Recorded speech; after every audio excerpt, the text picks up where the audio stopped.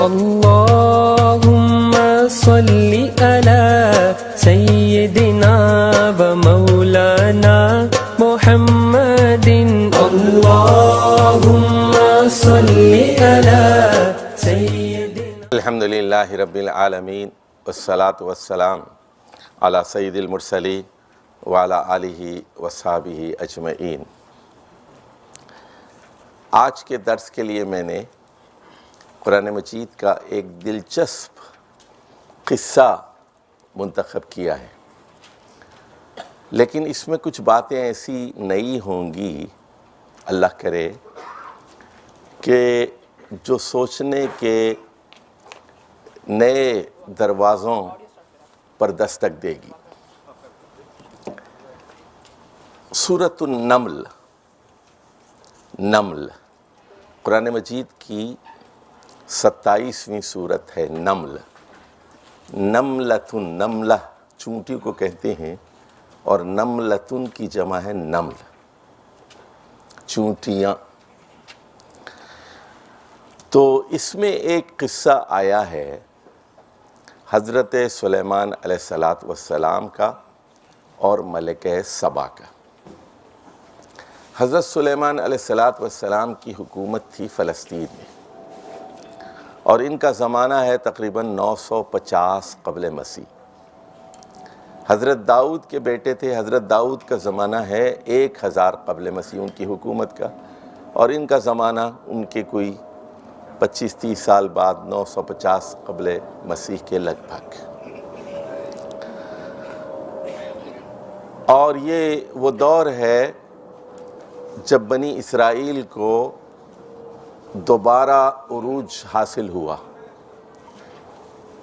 اچھا، میں مختصراً یہاں بتا دوں، ہے تو ایک جملہ معترضہ، ذرا نوٹ فرما لیجئے کہ بنی اسرائیل کے عروج و زوال پر آپ کی نگاہ ہونی چاہیے، لکھتے جائیے کاغذ میں۔ تو ان کو پہلا عروج جو نصیب ہوا وہ 1900 قبل مسیح میں ہوا، جب حضرت یوسف علیہ السلام مصر کے بادشاہ بن گئے۔ پہلا عروج ان کو حاصل ہوا، حکومت ان کے ہاتھ میں آئی، اور حضرت یوسف نے اپنے 11 بھائیوں کو اور اپنے والدین کو فلسطین سے مصر بلوا لیا، اور وہاں ان کی حکومت رہی کئی سال تک۔ اور اس کے بعد پھر یہ ہوا کہ ان میں جب زوال آیا تو انہیں غلام بنا لیا گیا، اور یہ سیکنڈ کلاس سٹیزنز کی حیثیت سے محکوم اور مفتوح قوم کی حیثیت سے رہنے لگے، اور ان پر ایسی ذلت مسلط ہوئی کہ فرعون ان کے لڑکوں کو پیدا ہوتے ہی قتل کر دیتا تھا، لڑکیوں کو زندہ چھوڑ دیتا تھا۔ یہ ایک ایتھنک کلینسنگ کی ایک مثال تھی کہ پوری قوم کو ختم کر دو، مردوں کو زندہ مت رکھو، ان کی عورتوں کو غلام بنا لو۔ سیکنڈ کلاس سٹیزن تھے، مزدوری کرتے تھے، کام کاج کرتے تھے، حکومت میں ان کا کوئی حصہ نہیں تھا۔ اب یہ 900 قبل مسیح کے بعد 1300 قبل مسیح تک یہ عالم رہا ان کا۔ 600 سال تک یہ مصر میں رہے، 600 سال تک بنی اسرائیل کہاں رہے؟ مصر میں رہے۔ اب یہ موسیٰ علیہ السلام کا کارنامہ ہے کہ انہوں نے ایک غلام قوم کو وہاں سے نکال کر ایک ایسی قیادت فراہم کی کہ وہ دوبارہ ان کو وادی سینا میں لے آئے، لیکن یہ بڑے نافرمان تھے۔ انہوں نے موسیٰ علیہ السلام کو تکلیف دی، اذیت پہنچائی، نافرمانی کی، اور کہا کہ تمہارا خدا جا کے لڑے، ہم نہیں لڑیں گے، ہم تمہاری بات نہیں مانیں گے۔ بہرحال اللہ نے ان کو سزا دی، 40 سال تک بھٹکتے رہے۔ موسیٰ علیہ السلام کی زندگی میں وہ فلسطین کی مقدس سرزمین میں داخل نہیں ہو سکے، ان کے انتقال کے بعد پھر یہ فلسطین میں داخل ہوئے۔ اس کے بعد ہوا یہ کہ حضرت طالوت کو اللہ تعالیٰ نے بادشاہ مقرر کیا، یہ کوئی 1100 قبل مسیح میں، اور طالوت علیہ السلام کی فوج میں ایک نوجوان 17 سال کا تھا جن کا نام داؤد تھا، اور انہوں نے جالوت کو قتل کیا۔ تو حضرت داؤد نے اپنی بیٹی سے ان کا نکاح بھی کر دیا، اور اس کے بعد وہ بادشاہ بھی بن گئے داؤد علیہ السلام. وار ہیرو تھے، جنگ کے وہ ہیرو بن گئے. تو اس طرح وہاں پر 3 حکومتیں بڑی قائم ہو گئی ہیں. پہلے حضرت طالوت کی حکومت، پھر حضرت داؤد علیہ السلام کی حکومت، اور اس کے بعد حضرت سلیمان علیہ السلام کی حکومت. اس کے بعد حضرت سلیمان کی اولاد بہت ہی نکمی تھی، لڑ پڑے، حکومت تقسیم ہو گئی، بٹ گئی. پہلے 2 حصوں میں بٹی، پھر 12 حصوں میں بٹی، ٹکڑے ٹکڑے ہو گئے. بنی اسرائیل کا زوال شروع ہو گیا. انبیاء کو قتل کرنا شروع کر دیا انہوں نے، یہاں تک کہ بخت نصر نے آ کر فلسطین کی اینٹ سے اینٹ بجا دی، بیت المقدس کو مسمار کیا، تباہ و تاراج کیا، مسجد میں گھس گئے وغیرہ وغیرہ. یہ سب تتر بتر ہو کر عراق میں اور شام میں اور مدینے میں آ کر بہت سارے لوگ آباد ہو گئے. اس کے بعد ان کے اندر پھر ایک تحریک اٹھی. حضرت عزیر علیہ السلام اٹھے، انہوں نے کہا کہ چلو واپس چلتے ہیں فلسطین. مہاجر تھے یہ مختلف ملکوں میں، اور دوبارہ ہم اپنا کھویا ہوا عروج حاصل کرتے ہیں. بالآخر ان کی ایک حکومت وہاں قائم ہو گئی، جو کہ رومن ایمپائر کے ماتحت ایک حکومت تھی، جو جزوی طور پر آزاد تھی. ان کو دوبارہ اقتدار ملا. جب ان کو دوبارہ اقتدار ملا تو پھر انہوں نے کیا کیا، حضرت یحییٰ بن زکریا علیہ السلام کو قتل کیا، جان دی بیپٹسٹ. پھر حضرت عیسیٰ کے دشمن ہو گئے، ان کو مارنے کی کوشش کی، اور وہ سینہ ٹھونک کے کہتے تھے انا قتلنا المسیح ابن مریم. اس کے بعد پھر اللہ کا ان پر عذاب نازل ہوا. ٹائٹس جو رومی کمانڈر تھا اس نے دوبارہ ان کو مارا. پھر مسجد پر حملہ کیا گیا، بیت المقدس کے اوپر، اس کو تباہ و تاراج کیا گیا. یہ پھر قیدی بنائے گئے، ان کو گاجر مولی کی طرح کاٹا گیا. پھر مہاجر بن کے یہ بھاگ گئے وہاں سے. اور اب اس کے بعد پھر یہ حضرت عیسیٰ علیہ السلام عیسائیت کا ظہور ہوا. تو بنی اسرائیل کے عروج اور زوال کی یہ مختصر کہانی ہے. پہلا عروج حضرت یوسف علیہ السلام کے زمانے میں ہوا، پھر زوال آیا. پھر دوسرا عروج ان کو حضرت طالوت و داؤد و سلیمان علیہ السلام کے زمانے میں حاصل ہوا، اور تیسرا عروج پھر حضرت عیسیٰ کے زمانے سے پہلے حاصل ہوا جب، لیکن انہوں نے پیغمبروں کو قتل کرنے اور تحریفات کا سلسلہ ان کا رکا نہ تھما، اور نہ ان کی بدماشیاں اور بے اعتدالیاں ان کی ختم ہوئیں. اب ہم بات کر رہے ہیں، پہلے تو زمانے میں آ جائیے، ہم بات کر رہے ہیں 950 قبل مسیح کی. حضرت سلیمان کی حکومت ہے، اور اس زمانے میں فلسطین کے اندر حکومت ہے، بیت المقدس میں حکومت ہے، اور اس زمانے میں یمن کے اندر ایک ملکہ ہے، اور یمن کے لوگ سورج کی پوجا کرتے ہیں. مشرک قوم ہے، لیکن سنیے غور سے دیکھیے یہاں کہ اللہ تعالیٰ نے ایک مشرک خاتون کی خوبیاں بڑی تفصیل سے بیان کی ہیں، جو سورج کی پوجا کرتی تھی. مشرکہ تھی، لیکن اس میں بڑا ٹیلنٹ تھا، بڑی خوبیاں تھیں. اور اب اس واقعے پر جائیے. میں بتانا چاہتا ہوں یہاں کہ تنظیم کے اور مینجمنٹ کے کیا اصول اور قواعد ہیں. عنوان لکھ لیجیے، مینجمنٹ کے اصول یہاں کیا بیان کیے گئے ہیں. پہلا اصول، دوسرا اصول، تیسرا، چوتھا، پانچواں، 15، 20 اصول اس میں سے نکلتے جائیں گے، وہ آپ پیش نظر رکھیں. اعوذ باللہ من الشیطان الرجیم، بسم اللہ الرحمن الرحیم. وَوَرِثَ سُلَيْمَانُ دَاؤُودَ.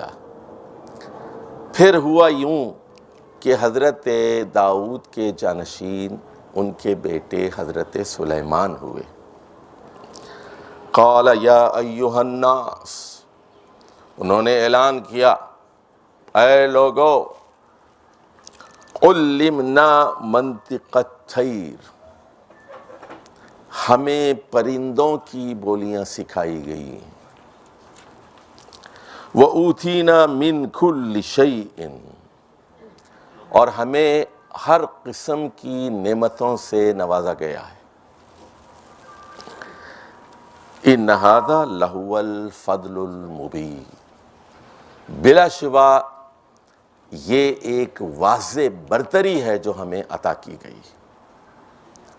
تو تین باتیں ہو گئی، ایک تو یہ کہ ہمیں پرندوں کی بولیاں سکھائی گئی ہیں، دوسری یہ کہ ہمیں ہر قسم کے وسائل سے نوازا گیا ہے، اور تیسری چیز یہ کہ یہ ایک واضح برتری ہے جو ہمیں عطا کی گئی ہے۔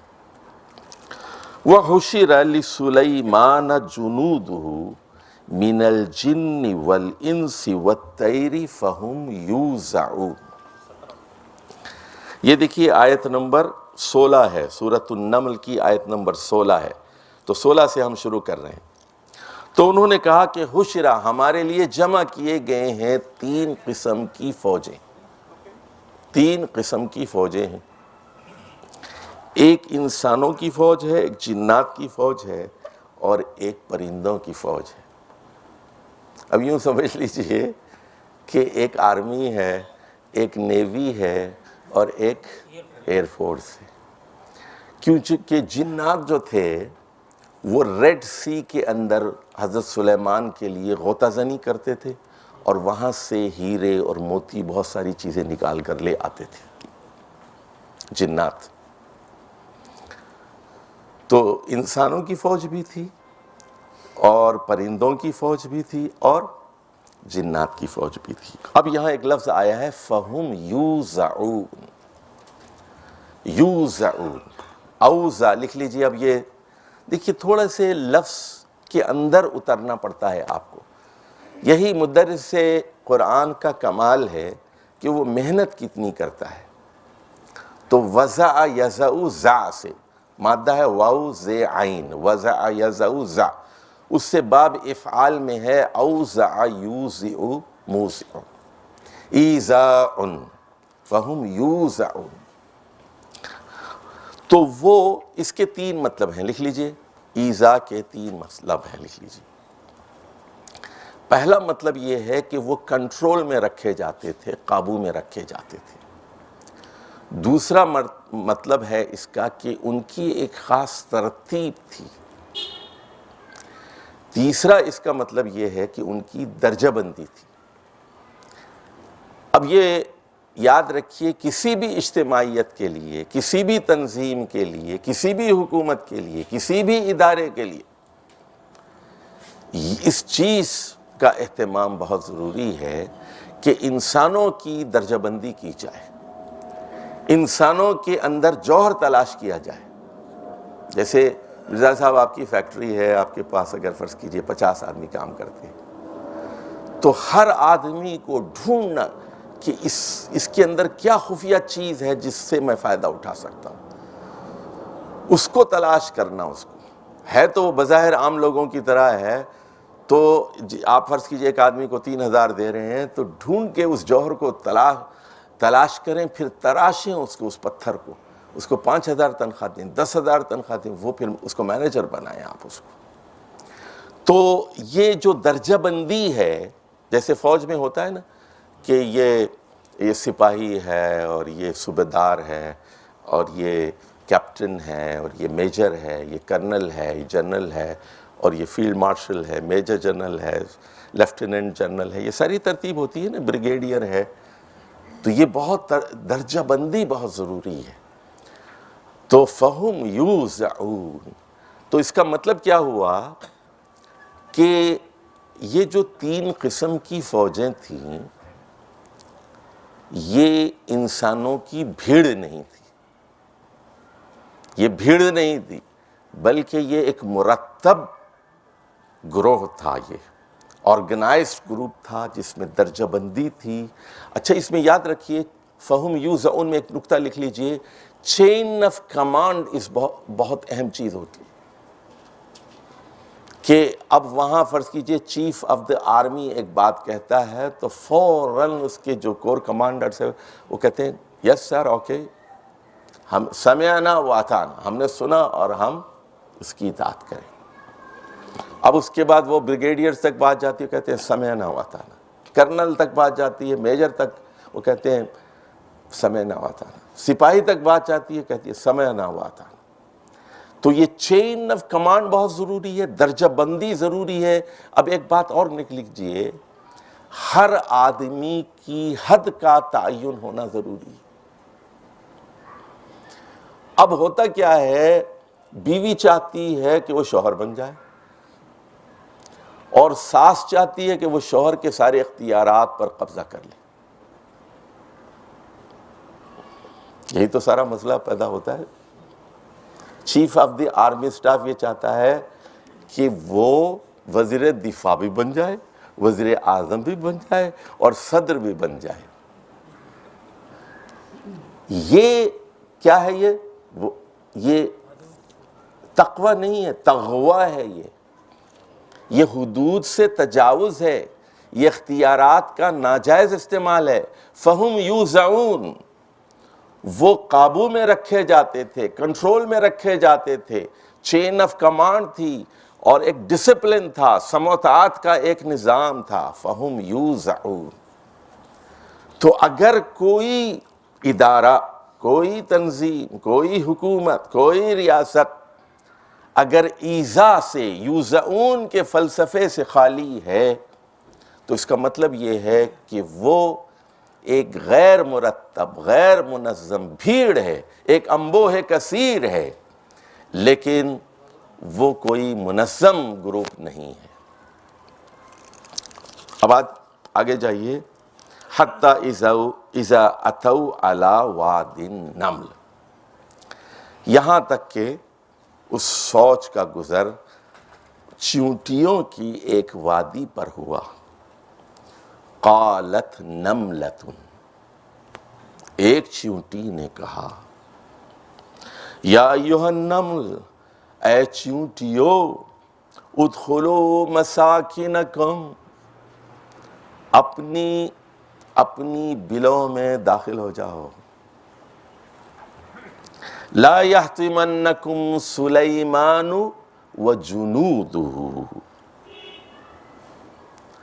کہیں سلیمان اور اس کی فوجیں تمہیں پیس کر نہ رکھتے۔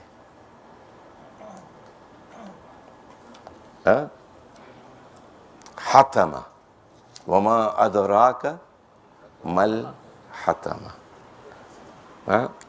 پیسا ہوا، چورا چورا کر دیا گیا۔ تو اب دیکھیے اگلا نقطہ لکھ لیجئے کہ قیادت کی دھاک ایک ایک شہری پر ہو، ایک معمولی چیونٹی پر۔ مینجمنٹ کا اصول بتا رہا ہوں، دیکھیے آپ کی نگاہ کیا ہے، آپ مرکزی، میں جو مضمون بتا رہا ہوں، کیا پڑھا رہا ہوں میں آپ کو؟ مینجمنٹ کے اصول بتا رہا ہوں میں مینجمنٹ کے اصول بتا رہا ہوں آپ کو، تو آپ کی نگاہ ان اصولوں پر ہو۔ قصہ تو ہے، قصہ تو آپ نے پہلے بھی پڑھا ہوا ہوگا، 10 مرتبہ پڑھا ہوگا، لیکن وہ جو شاعر نے کہا نا کہ جو کہا نہیں وہ سنا کرو، جو سنا نہیں وہ کہا کرو۔ تو میں جب قرآن پڑھاتا ہوں تو یہ مصرع بار بار پڑھتا ہوں میں، اور لوگوں کو بتاتا ہوں کہ جو کہا نہیں وہ سنا کرو، جو سنا نہیں وہ کہا کرو۔ ایک ہمارے بزرگ تھے دختران اسلام میں، غلام قادر عباسی، موجود ہیں، بوڑھے ہو گئے ہیں۔ تو میں نے رمضان میں قرآن پڑھایا، پورے قرآن کا، وہاں مری میں، پرانی بات ہے، 7-8 سال پہلے یا 10 سال پہلے۔ انہوں نے کہا کہ یہ جو مصرع آپ بار بار قرآن پڑھاتے ہوئے کہتے ہیں، جو کہا نہیں وہ سنا کرو، جو کہا نہیں وہ سنا کرو، اور جو سنا نہیں وہ کہا کرو، یہ میرے سمجھ میں نہیں آتا۔ تو میں نے ان سے کہا کہ دیکھیے، چھپی ہوئی چیز کو تلاش کرنا، اس کا سراغ لگانا، کچھ بین السطور بھی چیزیں ہوتی ہیں، ان کو تلاشنا، ان کو ڈھونڈنا۔ میں نے کہا دیکھیے، کالج میں فرض کیجئے ایک لڑکی ہے، وہ ایک لڑکے کے پاس آتی ہے، کہتی ہے کہ کل میں غیر حاضر تھی، تو آپ ذرا نوٹس مجھے دے دیجیے۔ آپ اپنی کاپی دے دیتے ہیں، دوسرے دن وہ واپس کر دیتی ہے، کہتی ہے کہ شکریہ بہت بہت. پھر اگلے مہینے کہتی ہے کہ پھر میں نے ناغہ کیا، ذرا دوبارہ کاپی دے دیجیے. آپ نے اگلے مہینے بھی کاپی دے دی. پھر اس کے بعد یوں ہوتا ہے کہ ہر ہفتہ وہ کاپی مانگتی ہے، ہر ہفتہ ناغہ کر رہی ہے. جو کہا نہیں وہ سنا کرو، جو سنا نہیں وہ کہا کرو. وہ کہتے ہیں اب سمجھ گیا میں. عباسی صاحب کہنے لگے سمجھ گیا میں. تو کچھ مضمون چھپا ہوا ہوتا ہے، اور قرآن مجید میں یہی چیزیں ہیں اصل میں جو دو جملوں کے درمیان چھپی ہوئی ہوتی ہیں، دو آیتوں کے درمیان چھپی ہوئی ہوتی ہیں، دو پیراگراف کے درمیان چھپی ہوئی ہوتی ہیں. ان کو ڈھونڈنا پڑتا ہے. اچھا جی، وَهُمْ لَا يَشْعُرُونَ، فرمایا کہ وہ کچل دیں گے. چونٹی جو ہے دوسری چونٹیوں کو خبردار کر رہی ہے، ہوشیار، خبردار، اور تمہیں خبر بھی نہیں ہوگی، کچل دیا جائے گا. فَتَبَسَّمَ ضَاحِكًا مِّن قَوْلِهَا. اب حضرت سلیمان علیہ السلام دیکھ رہے ہیں ان کی وہ دھاک ہے، ایک ایک چونٹی پر، ایک معمولی مخلوق، چونٹی کیا چیز ہے، ایک ایک سپاہی پر، ایک ایک شہری پر وہ دھاک ہے ان کی. خدا جب حسن دیتا ہے نزاکت آ ہی جاتی ہے. سمجھ گئے آپ؟ جب لوگ آپ سے ڈرنا شروع کر دیتے ہیں تو کیا ہوتا ہے؟ آپ میں تکبر آ جاتا ہے. وہ جو شاعر نے کہا نا کہ جدا جب تک تیری زلفوں سے پیچ و خم نہیں ہوں گے، جدا جب تک تیری زلفوں سے پیچ و خم نہیں ہوں گے، ستم دنیا میں بڑھتے ہی رہیں گے، کم نہیں ہوں گے. تو تکبر جب تک ہوگا دنیا میں ستم ہوگا. بالادستی اور غرور کا احساس جب تک ہوگا، اور یہ احساس حکمرانوں میں بہت ہوتا ہے.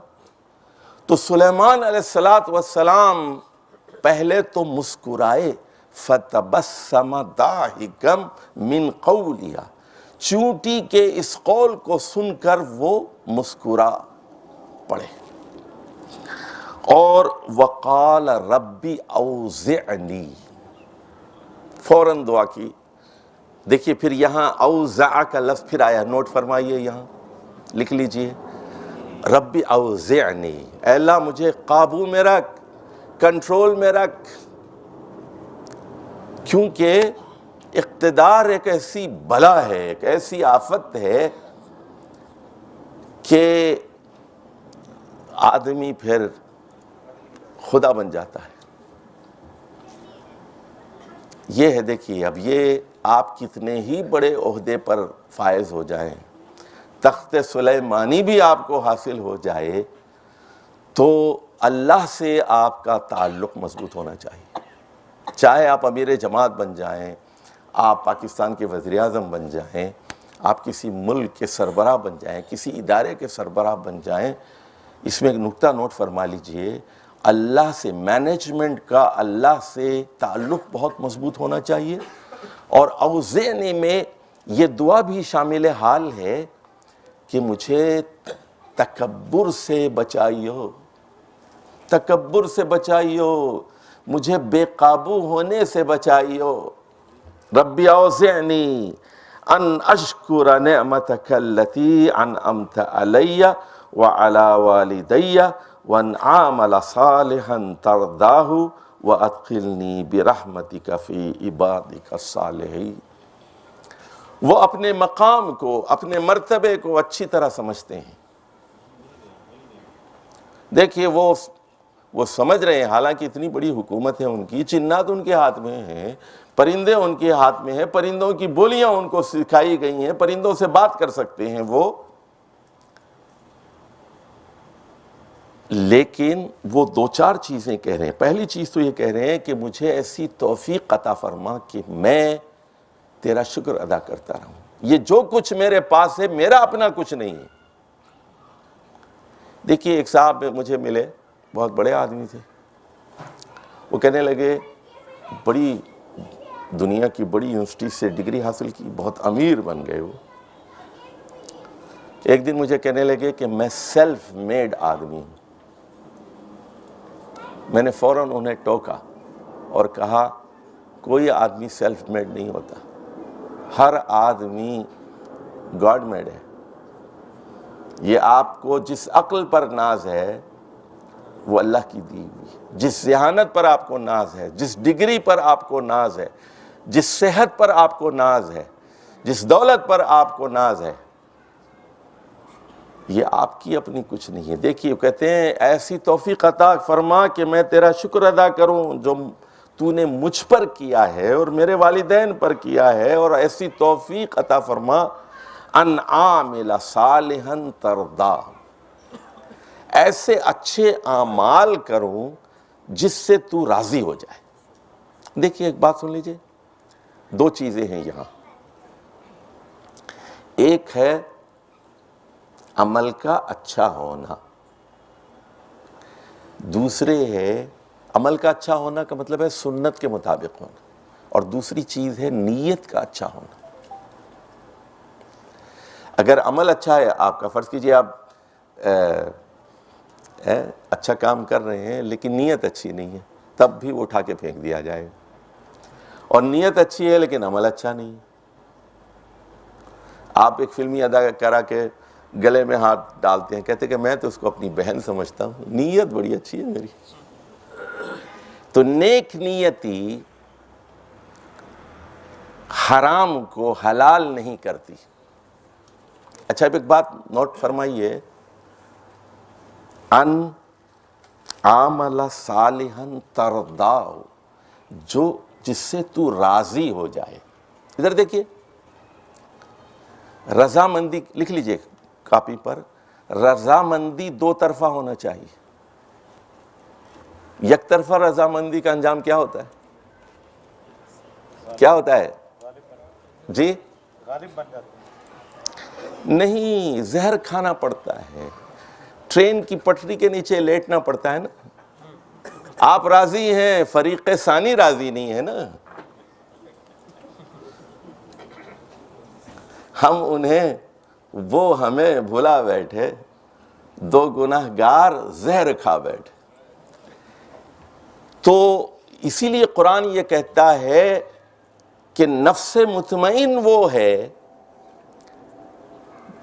جو اللہ سے راضی ہو اور جس کی نیت سے اللہ راضی ہو۔ یعنی آدمی کا اللہ سے، اللہ کے قانون سے، اللہ کی کتاب سے، اللہ کی شریعت سے راضی ہونا ضروری ہے۔ اللہ کے فیصلوں سے، اللہ کی تقدیر پر راضی ہونا چاہیے۔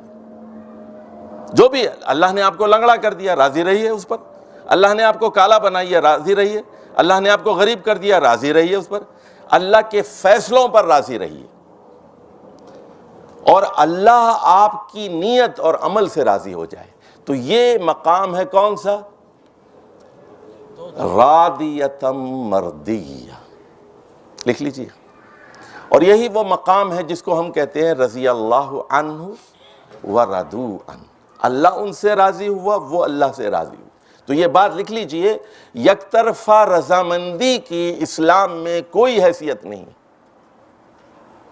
اور آپ نے میلاد نبوی پر 5 لاکھ روپے خرچ کیے، اللہ کہتے کہ اللہ میں نے تیرے نبی کے لیے 5 لاکھ خرچ کیے، اتنی روشنیاں کی، چراغاں کیا۔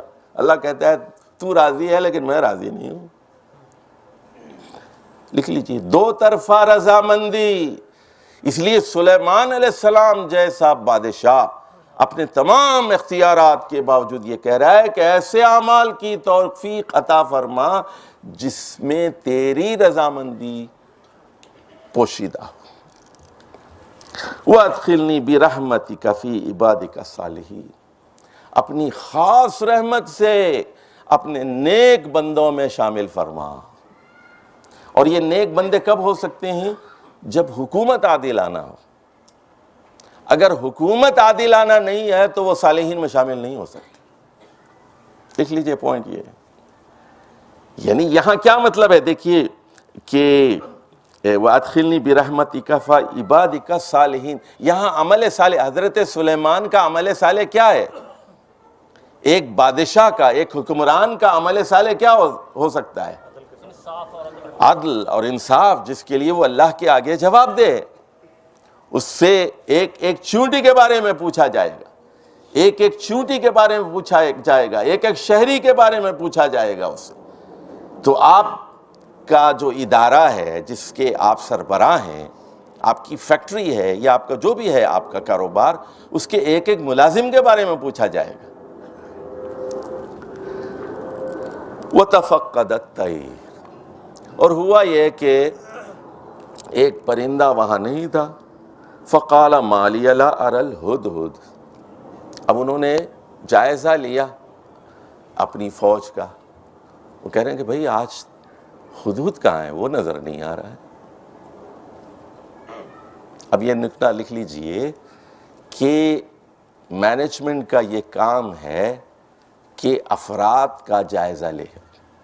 سلیم صاحب نہیں آئے، مصطفیٰ صاحب نظر نہیں آ رہے ہیں، صدیقی صاحب کہاں ہیں، قادری تو موجود ہے، چشتی موجود نہیں ہے، ڈھونڈ رہے ہیں، نگاہیں سب کو دیکھ رہے ہیں۔ اچھا اس مشین پہ ہے، اس مشین پر، اس ڈپارٹمنٹ میں، ایک ایک کمرے میں آپ ٹھیک 8 بجے آفس شروع ہو رہا ہے تو آپ جا کر جائزہ لیں کہ ہر آدمی اپنی مشین پر، اپنی سیٹ پر، اپنی ذمہ داری کے ساتھ موجود ہے یا نہیں۔ یہ بہت اہم بات ہے۔ ما اری الہدہد، میں ہدہد کو نہیں دیکھ رہا ہوں، کہاں ہے وہ؟ اب وہ جو ہے جلال ان کا اپنے جوش پر آتا ہے، وہ کہتے ہیں ام کان من الغائبین لأعذبنہ عذابا شدیدا او لأصبحنہ او لیأتینی بسلطان مبین۔ 3 آپشنز دے رہے ہیں، کہہ رہے ہیں یا تو میں اس کو شدید عذاب سے دوچار کروں گا، he will have a severe punishment۔ Number 2،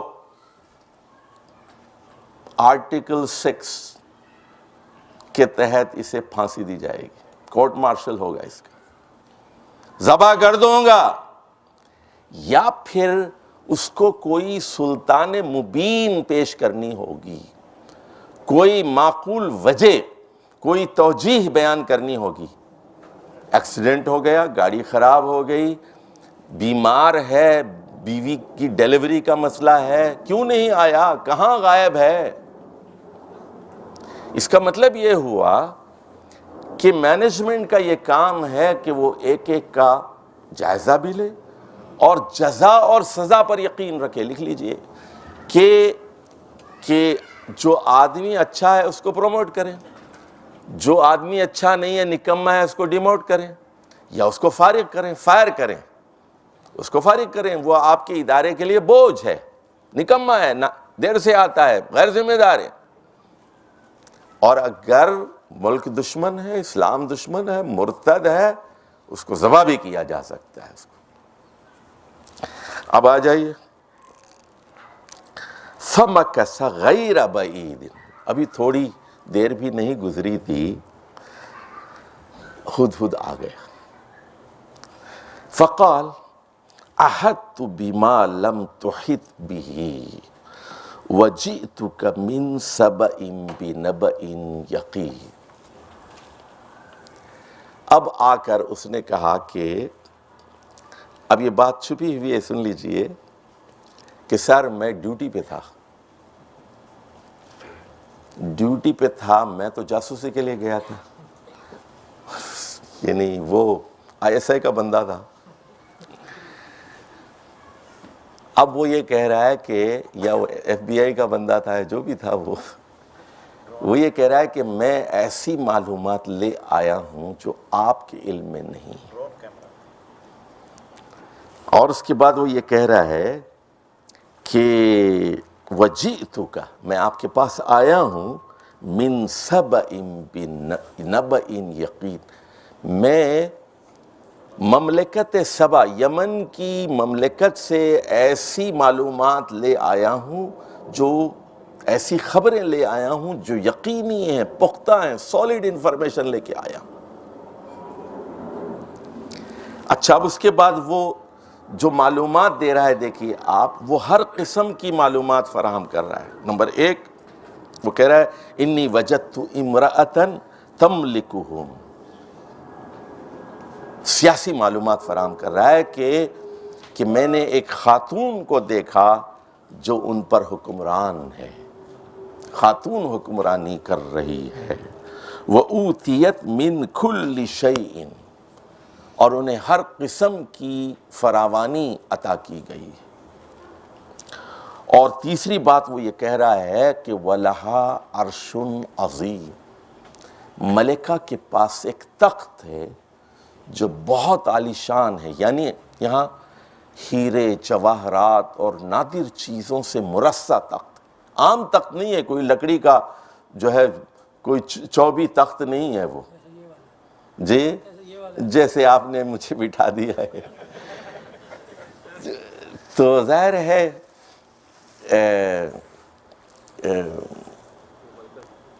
فکر ہر کس، جس کی جو حیثیت ہوتی ہے اس کو وہی مقام دیا جاتا ہے، اور دینا بھی چاہیے، یہی مینجمنٹ کا اصول ہے۔ اس کے بعد وہ کہہ رہا ہے، دیکھیے وہ اس میں ان کی صنعت و حرفت، ان کی کاریگری، اور اس کی یعنی عرش کی بناوٹ، اور اس پہ سونے چاندی کا کام، اور اس کی ڈیزائن، اس کی خوبصورتی اور دلکشی، اس کو بیان کر دیا اس نے۔ اس کے بعد کہا وَجَدْتُهَا وَقَوْمَهَا يَسْجُدُونَ لِلشَّمْسِ مِن دُونِ اللَّهِ۔ اب وہ اعتقادات کی بات کر رہا ہے، سیاسی بات اس نے کر دی، اور صنعت و معیشت کی بات اس نے کر دی، کاریگری اور فنکاری کی۔ اب ان کے عقائد پر روشنی ڈال رہا ہے کہ میں نے اس خاتون کو بھی دیکھا، ملکہ کو، اور اس پوری قوم کو دیکھا کہ اللہ کو چھوڑ کر سورج کی پوجا کر رہی، یعبدون الشمس، یعبدون للشمس من دون اللہ، وزین لہم الشیطان اعمالہم، اور شیطان نے ان کے برے اعمال کو ان کے لیے خوبصورت بنا دیا۔ دیکھیے یہ بہت بڑا مسئلہ ہوتا ہے ہمارے ساتھ، آپ کے ساتھ بھی ہوتا ہے، میرے ساتھ بھی ہوتا ہے، ہر انسان کے ساتھ ہوتا ہے۔ ہم بعض اوقات برے کام کرتے ہیں اور وہ بہت اچھے نظر آتے ہیں ہم کو، یہ شیطان کی کاریگری ہوتی ہے، اس کی فنکاری ہوتی ہے، اس کی وہ بری، اسی لیے ہم دعا مانگتے ہیں اللہم ارنا الحق حقا، اے اللہ ہمیں جو حق ہے اس کو حق بنا کر دکھا دے، کیونکہ باطل جو ہے وہ حق کی صورت میں جلوگر ہوتا ہے۔ یہ بہت بڑا مسئلہ ہوتا ہے۔ لوگ خواب دیکھتے ہیں، کہتے ہیں کہ رسول اللہ صلی اللہ علیہ وسلم نے مجھے حکم دیا ہے کہ پارٹی بناؤ، اور رسول اللہ صلی اللہ علیہ وسلم نہیں ہوتے، وہ ابلیس ہوتا ہے، کیونکہ وہ ابلیس رسول اللہ صلی اللہ علیہ وسلم کی اصلی شکل میں تو نہیں آ سکتا، لیکن نقلی شکل میں آگے کہتا ہے کہ میں اللہ کا رسول محمد مصطفیٰ صلی اللہ علیہ وسلم۔ تو شیطان ہے نا، شیطان کے حربے کئی قسم کے ہیں۔ فَصَدَّهُمْ عَنِ السَّبِيلِ، السبیل سنیے، السبیل، یہاں السبیل سے مراد ایک خاص راستہ، الاسلام، یہاں السبیل کا مطلب ہے التوحید۔ اس کا ترجمہ کیا کریں گے آپ؟ التوحید۔ کیوں کریں گے بتائیے؟ سلسلہ میں نے بتایا تھا آپ کو کل، ایک قاعدہ بتایا تھا نا، کیا سیاق و سباق میں الفاظ پوری طرح بولتے ہیں، لفظ گونگے ہوتے ہیں، لغت میں، ڈکشنری میں، قاموس میں تتلاتے ہیں، اور سلسلہ کلام میں بولتے ہیں۔ تو اب شیطان نے کیا کیا، سورج کی پرستش کو خوشنما بنا کر ان کے سامنے رکھ دیا، تو اور وہ رک گئے کس سے؟ عن السبیل، یصدون عن السبیل، السبیل یعنی اسلام کے راستے سے، توحید کے راستے سے وہ ہٹ گئے، فہم لا یہتدون، اب ان کی ہدایت کا سامان نظر نہیں آ رہا ہے۔ اب یہ درمیان میں ایک جملہ معترضہ ہے، لکھ لیجئے آپ، جملہ معترضہ کسے کہتے ہیں ذرا اس کو سمجھ لیجئے۔ ادھر دیکھیے، فرض کیجئے آپ اسلام آباد سے جنوب کی طرف جا رہے ہیں، لاہور کی طرف، یہ بالکل سیدھا راستہ ہے نا، تو آپ کیا کرتے ہیں، 4 گھنٹے کا راستہ ہے گاڑی میں، تو آپ بھیرا کے پاس رک جاتے ہیں، وہاں وضو کرتے ہیں، باتھ روم جاتے ہیں، نماز پڑھتے ہیں، کچھ اسنیک کھاتے ہیں، پھر سفر کو جاری کرتے ہیں۔ تو یہ سیدھا راستہ ہے، یہاں سے آپ نے کٹ لیا اور وہاں رک گئے، پھر دوبارہ سڑک مین ہائی وے کے اوپر آ گیا۔ تو یہ جو حصہ ہوتا ہے، بات کرتے کرتے آپ ایک غیر متعلق بات کہہ دیتے ہیں، اس کو کیا کہتے ہیں؟ جملہ معترضہ، جملہ معترضہ۔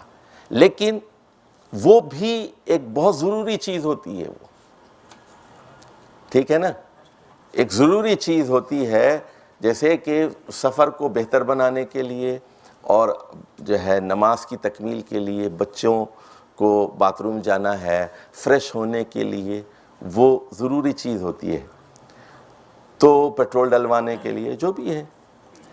تو یہاں اب درمیان میں ایک بات آ رہی ہے، الا یسجدوا للہ الذی یخرج الخبء فی السماوات والارض وَيَعْلَمُ مَا تُخْفُونَ وَمَا تُعْلِنُونَ۔ تو اللہ یہ لوگ کہا گیا کہ وہ خبردار، وہ لوگ کیوں سجدہ نہیں کرتے اللہ کے لیے جو زمین و آسمان سے چھپی ہوئی چیزیں نکالتا ہے، اور جو کچھ آپ ظاہر کرتے ہیں، چھپاتے ہیں، ان کا مکمل علم رکھتا ہے۔ اللہ لا الہ الا ہو، اللہ جس کے علاوہ کوئی الہ نہیں ہے۔ لکھ لیجئے الہ، یہاں الہ کا مطلب ہے طاقت، یہاں الہ کا مطلب ہے طاقت۔ اصل میں دیکھیے، یعنی ایک بات سن لیجئے، عبادت کس کی کرنی چاہیے؟ کیوں؟ سنیے، اگر وہ کمزور ہے، بے بس ہے، لاچار ہے، تو بے وقوف ہے جو اللہ کی عبادت کرے، چونکہ وہ طاقتور ہے۔ اگر وہ مرنے والا ہے تو کیوں اس کی عبادت کروں؟ وہ الحی ہے، وہ زندہ ہے، وہ علی کل شیء قدیر ہے، مکمل علم ہے اس کے پاس۔ سنیے، اگر یعنی الوہیت میں اصل روح طاقت اور قوت ہے، اگر طاقت اور قوت نکال دی جائے اللہ الوہیت میں سے، کچھ باقی نہیں بچتا۔ کیوں بات مانیں اس کی، کیوں عبادت کریں؟ اس لیے کہ وہ طاقتور ہے۔ یعنی چار بنیادی اصطلاحیں پڑھیے آپ تو الوہیت کے بارے میں ملا کے امر، مولانا مودودی نے ایک ہیڈنگ بنائی ہے، الوہیت کے بارے میں ملا کے امر پڑھیے، اور وہ بہت اہم کتاب ہے مولانا مودودی کی، مشکل ترین کتاب ہے۔ ایک ہی کتاب ہے مولانا مودودی کی جو مشکل ہے۔ جس نے اس کتاب کو ہضم کر لیا اس نے مولانا مودودی کے فلسفے کو سمجھ لیا، جس نے اس کتاب کو نہیں سمجھا اس نے مولانا کی فکر کو نہیں سمجھا۔ بنیادی کتاب ہے یہ، مشکل کتاب ہے، ایک ہی کتاب مشکل ہے، باقی سب حلوہ ہے۔ چلیے جی، اب سن لیجئے، لا الہ الا ہو رب العرش العظیم، عرش عظیم کا مالک ہے۔ تم یہ ملکہ سبا کے تخت کی بات کرتے ہو، یہ ہیرے جواہرات کے تخت کی بات کرتے ہو، تم اس طاقت اور قوت کی بات کرتے ہو کہ اس کو اتنے وسائل دیے گئے ہیں، رزق کی فراوانی ہے، اور یہ تو اس کے پاس ایک تخت ہے، تو دنیا کے تخت و تاج کی کیا حیثیت ہے اور عرش عظیم کی کیا حیثیت ہے؟ تو دیکھیے، وہ رب العرش العظیم، عظیم الشان رب، عرش کا مالک ہے، عظیم الشان عرش کا مالک ہے، یعنی اختیارات اور اقتدار کا سرچشمہ ہے، الہ ہے، اس کے علاوہ کوئی طاقت ہے ہی نہیں، اول ہے، چونکہ وہ طاقتور ہے۔ دیکھیے، آپ مدد کس سے مانگتے ہیں؟ ادھر دیکھیے، جیسے آپ دونوں کی لڑائی ہوگی سڑک پر، فرض کیجئے دونوں کی لڑائی ہوگی نا، آپ نے 2 گھوسے ان کو مارے، انہوں نے 2 گھوسے مارے، ٹھیک ہے، ایک فقیر بیٹھا ہوا ہے، ادھر دیکھیے، اب آپ کہتے ہیں بچاؤ بچاؤ، فقیر سے کہتے ہیں مجھے بچاؤ، کمزور سے کہتے ہیں، کبھی کمزور سے مدد مانگی جاتی ہے؟ یاد رکھیے، ہمیشہ مدد طاقتور سے مانگی جاتی ہے۔ جب ایاک نعبد و ایاک نستعین، تو جس ہی سے مدد مانگتے ہیں تو وہ اس لیے ہے کہ وہ رب العالمین ہے۔ اگر وہ رب العالمین نہیں ہے تو آپ پاگل ہیں، نادان ہیں، کس لیے مدد مانگ رہے ہیں؟ کمزور سے، کمزور سے، مرنے والے سے، مردوں سے مدد مانگ رہے ہیں، یا زندہ بھی ہیں، وہ وائٹ ہاؤس میں بھی بیٹھے ہوئے ہیں، کرملن میں بھی بیٹھے ہوئے ہیں، تو ان سے مدد مانگنے والا پاگل ہی ہے اگر ان کو وہ کلی اختیارات کا مالک سمجھ رہے ہیں۔ قال سننظر، اب یہ ساری انفارمیشن جب آ گئی تو اب دیکھیے مینجمنٹ کا اصول، جب انفارمیشن مل گئی حضرت سلیمان کہتے ہیں سننظر، وی شل سی اٹ، ہم دیکھیں گے۔ یعنی سنیے کہ تم جو معلومات دے رہے ہو یہ صحیح بھی ہیں یا غلط ہیں، فوراً ہم اس پر یقین نہیں کرتے۔ ہو سکتا ہے دیکھیے جاسوس بک بھی جاتے ہیں بعض اوقات، یعنی ڈبل رول بھی ہوتا ہے ان کا، تو وہ کہہ رہے ہیں کہ فوراً تصدیق نہیں کریں، سننظر، اس کا مطلب کیا ہے؟ لکھ لیجئے، ہم دوسرے ذرائع سے تصدیق کریں گے۔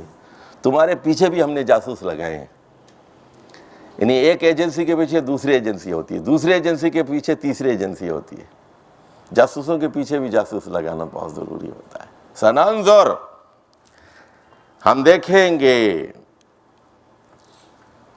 صدقت ام کنت من الکاذبین، تو نے سچ کہا ہے یا پھر تو جھوٹوں میں سے ایک ہے۔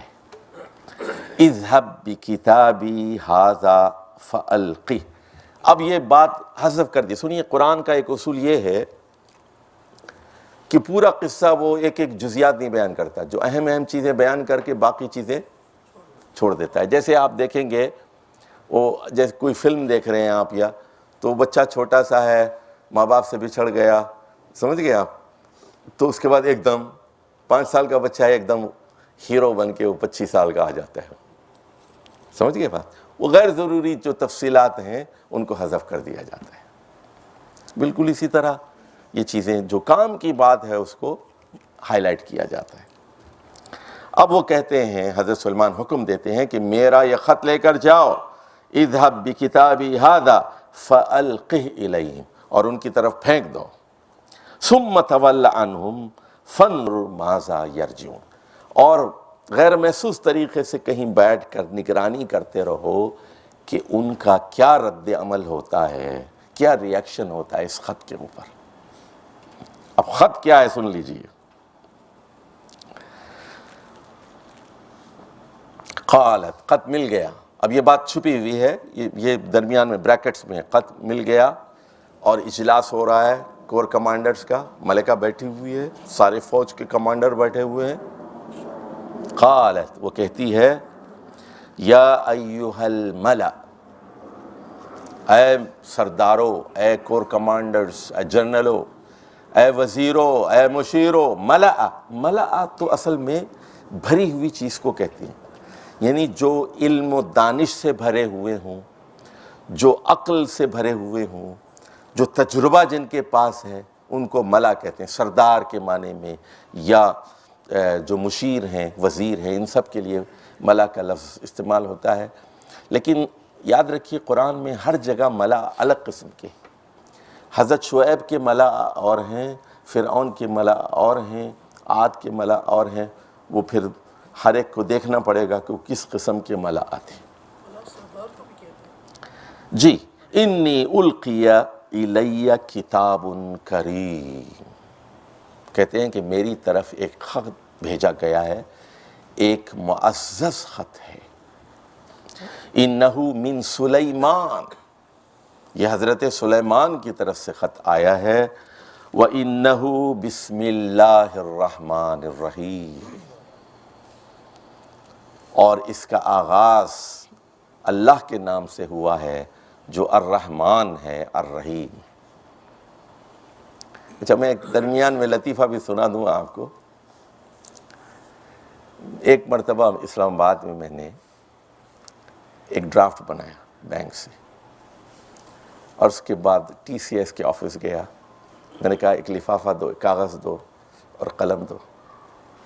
وہ ڈرافٹ میں نے لگایا، اس میں لکھا کاغذ پر، بسم اللہ الرحمن الرحیم، السلام علیکم، ڈرافٹ بھجوا رہا ہوں، رسید سے نوازی۔ مختصر 2 جملے لکھ کر، تو وہ ٹی سی ایس کا جو کلرک تھا اس نے کہا، سر ایک گزارش ہے، تو میں نے کہا کیا گزارش ہے؟ کہتے ہیں کہ یہ بسم اللہ الرحمن الرحیم کاٹ دیجیے. میں نے کہا بھائی کیوں کاٹوں اس کو؟ انہوں نے کہا کہ ہمارے محکومے میں بہت سارے غیر مسلم کام کرتے ہیں تو غیر مسلموں کے ہاتھ میں چلا جائے گا. تو میں نے کہا تو کیا ہوا؟ وہ بڑا کہتے ہیں کہ آپ عجیب غریب باتیں کر رہے ہیں. اب قریب تھا کہ کوئی، اللہ کا شکر ہے کہ کوئی مولوی آس پاس نہیں تھا. تو میں نے کہا رسول اکرم صلی اللہ علیہ وسلم نے سربراہان حکومت کو خطوط لکھے، اس میں قرآن کی آیتیں لکھ کر بھیجی. ہرکیولس کو خط لکھا اور بازان کو خط لکھا اور ایران کے بادشاہ کو خط لکھا اور سارے کئی خطوط آپ نے پڑھے ہوں گے نا. جو ڈاکٹر حمید اللہ نے وہ سارے خطوط شائع کر دیے ہیں، رسول اللہ صلی اللہ علیہ وسلم کے خطوط آپ نے پڑھے ہوں گے سارے. تو اب پھر اس کے بعد حضرت سلیمان نے ایک مشرک ملکہ کو خط لکھا اور بسم اللہ الرحمن الرحیم لکھا، انہو من سلیمان و انہو بسم اللہ الرحمن الرحیم. اب دیکھیے اس کے اندر کیا لکھا ہوا ہے، اصل بات کو سمجھیے. اللہ تعالی علیہ، میرے اوپر چودھری مت بنو. دیکھیے لکھ لیجئے، یہاں لفظ بہت اہم ہے، علو. علو کا عین لام و علو، یہ قرآن کی خاص اصطلاح ہے. اب میں آپ لوگوں کو، چونکہ آپ مدرسین قرآن ہیں، ہوم ورک دے رہا ہوں میں آپ کو. قرآن میں جتنی جگہ اعلی یا علو کا لفظ آیا ہے یہ ساری آیات جمع کیجیے آپ اور دیکھیے کہ یہ کیا بلا ہے یہ علو فی الارض، اور ہمیشہ زمین کا ذکر کیوں کیا جاتا ہے. تو یہ علو فی الارض وہی ہے جو ڈونلڈ ٹرمپ صاحب کہہ رہے ہیں، جو مودی صاحب کہہ رہے ہیں، اسی کا نام علو فی الارض ہے.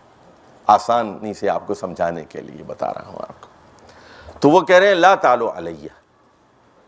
بالکل دیکھیے صاف صاف بات ہے، بات بالکل سیدھی بات ہے.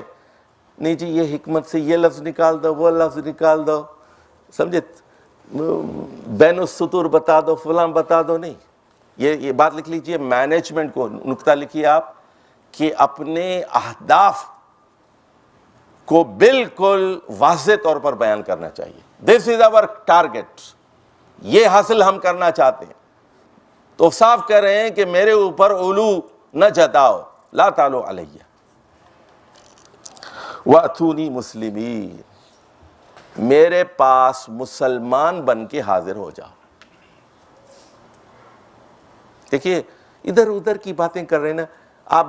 کرسمس کے گفٹ تقسیم کر رہے ہیں، چلیے اگر آپ کرسچنس میں کام کر رہے ہیں، بہت اچھا کام کر رہے ہیں، ان کی مدد کر رہے ہیں، وہ بھی بہت اچھا کر رہے ہیں. لیکن یہ بتائیے کرسمس کیک کاٹنے کی کیا ضرورت ہے آپ کو؟ کرسمس منانے کی کیا ضرورت ہے آپ کو؟ ہندوؤں میں کام کیجئے، غریبوں کی مدد کیجئے، ہندوؤں کو ان کے دل جیتیے ان کو. لیکن دیوالی اور دسہرہ منانے کی کیا ضرورت ہے؟ اکبر اعظم بننے کی کیا ضرورت ہے؟ جودھا بائی کو جیب میں ڈالنے کی کیا ضرورت ہے؟ بات سمجھ گئے بات؟ وَأْتُونِي مُسْلِمِينَ، یعنی جو بھی کام کریں آپ، خدمت خلق کا کام بھی کریں، اہداف کیا ہونی چاہیے، نیت کیا ہونی چاہیے؟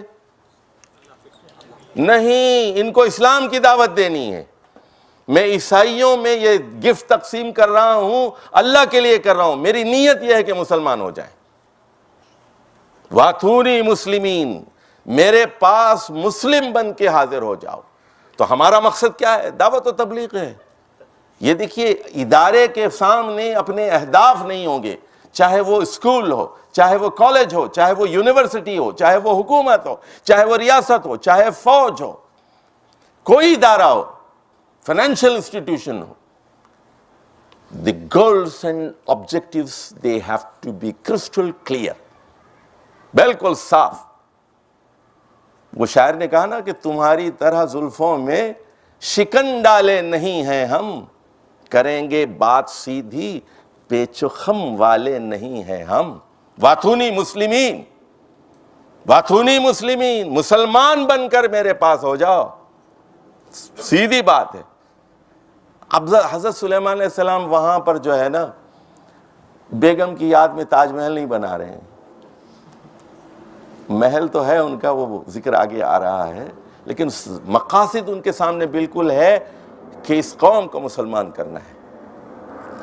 چلیے، قالت یا ایھا الملأ، اب خط ختم ہو گیا، خط پڑھ کے سنا دیا۔ اس کے بعد ملکہ وہ اپنے مشیروں سے، وزیروں سے اور فوجی جنرلوں سے یہ کہتی ہے کہ یا ایھا الملأ افتونی فی امری، اس معاملے میں مجھے رائے دو، مشورہ دو۔ ما کنت خاطیۃ امرا حتی تشہد، کیا خاتون ہے، دیکھیے وہ کہہ رہی ہے آپ کو معلوم ہے میرا اصول، آپ کے مشورے کے بغیر میں کوئی کام کرتی ہی نہیں، کوئی فیصلہ نہیں کرتی۔ لکھ لیے، مینجمنٹ کا اصول، مشورے کے بغیر کوئی فیصلہ نہیں کرنا ہے۔ ما کنت خاطیۃ، ما کنت خاطیۃ امرا، ایک کام بھی، امرا کا مطلب ہے ایک کام بھی، امرن ایک کام بھی میں آپ کے مشورے کے بغیر نہیں کرتی۔ میں دیکھیے کافر ہے، مشرکہ ہے، سورج کی پوجا کر رہی ہے، لیکن قرآن اس کی خوبی بتا رہا ہے، مشورے کے بغیر کام نہیں کر رہی۔ حتی تشہدونی قالوا، اب کمانڈرز کیا کہتے ہیں دیکھیے، جنرل کیا کہتے ہیں، قالوا نحن اولو قوۃ، ہم طاقت والے ہیں، ہماری فوجیں بڑی اچھی ہیں، وَأُولُو بَأْسٍ شَدِيدٍ، اور ہتھیار ہمارے بہت اچھے ہیں، فارم میں ہیں ہمارے ہتھیار سارے، ہمارے پاس میزائل بھی ہیں اور ایٹمی ہتھیار بھی ہیں، روایتی ہتھیار بھی ہیں، باس ہے، باس کا لفظ بھی عربی میں کئی معنوں میں استعمال ہوتا ہے، بیماری کو بھی کہتے ہیں، طاقت کو بھی کہتے ہیں۔ وَأَنزَلْنَا الْحَدِيدَ فِيهِ بَأْسٌ شَدِيدٌ، تو باس جو ہے وہ بیماریوں کو بھی کہتے ہیں، باساء والضراء، جنگ کو بھی باس کہتے ہیں، جنگ کو عربی زبان میں، لیکن یہاں مطلب ہے ہتھیار بڑے ہیں ہمارے پاس۔ لیکن وہ کہتے ہیں والامر الیک، آخری فیصلہ دیکھیے، اتنے ماہر ہیں، اور یہ مشرف کی طرح نہیں ہے۔ مشرف کا کیا کام تھا؟ نواز شریف نے اس کو فارغ کیا تو کہتا سمعنا وطاعنا، کہتا نا۔ جب حضرت عمر نے خالد بن ولید کو فارغ کیا تو کیا کہا انہوں نے؟